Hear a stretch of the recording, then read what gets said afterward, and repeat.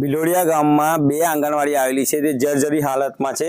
એ ગામ અમારા ગામમાં જે અત્યારે હાલના મિનિટને આંગણવાડી જોઈ શકો છો, જે ગામમાં અમારા છોકરાઓ નાના નાના ભૂલકાઓ ભણે છે, જર્જરી એકદમ હાલતમાં છે। કયા ટાઈમે દુર્ઘટના થાય એની કોઈ નક્કી નહીં, તો એની જવાબદારી કોણ લઈ શકશે? આજે સરકાર લાખો રૂપિયા બાળકો માટે કે શિક્ષણ માટે જે ખર્ચે છે તેનું શું? અમારા ગામમાં જે 2 વર્ષથી એક આંગણવાડી બંધ છે અને આંગણવાડી જર્જરી હાલતમાં બાળકો ભણે છે, તે આંગણવાડીમાં અમે આજે શું થશે દેશનું?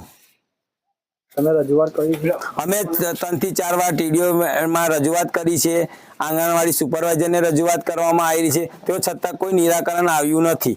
શું જવાબ આવ્યો તમને? અમને એવું કીધું થઈ જશે એવું કહેવામાં આવે છે। તમારી માંગ શું છે?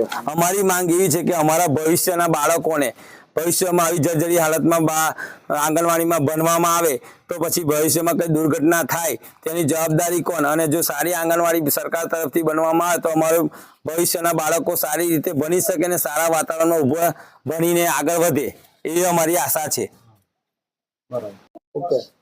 ડભોઈ તાલુકાનું છેવાડાનું ગામ ભિલોડિયા આવેલું છે, ત્યાં 2 આંગણવાડી છે અને બિલકુલ જર્જરિત હાલતમાં છે।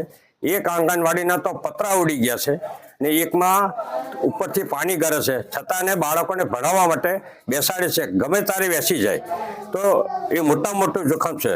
તો સરકાર લાખો ને કરોડો રૂપિયા જો શિક્ષણ પાછળ ખર્ચ કરતી હોય તો આંગણવાડીને સુધારવાનો પહેલો પ્રયત્ન કરવો જોઈએ।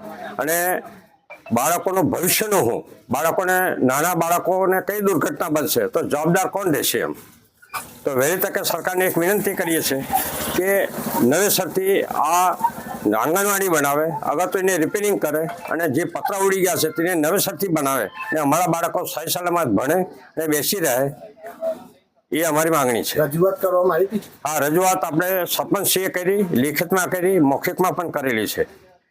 કેટલા ટાઈમથી હવે આંગણવાડી જર્જરિત હાલત? આ લગભગ 1-1.5 વર્ષથી તો આ છે પેલી ને, એક આ છે 6-7 મહિનાથી।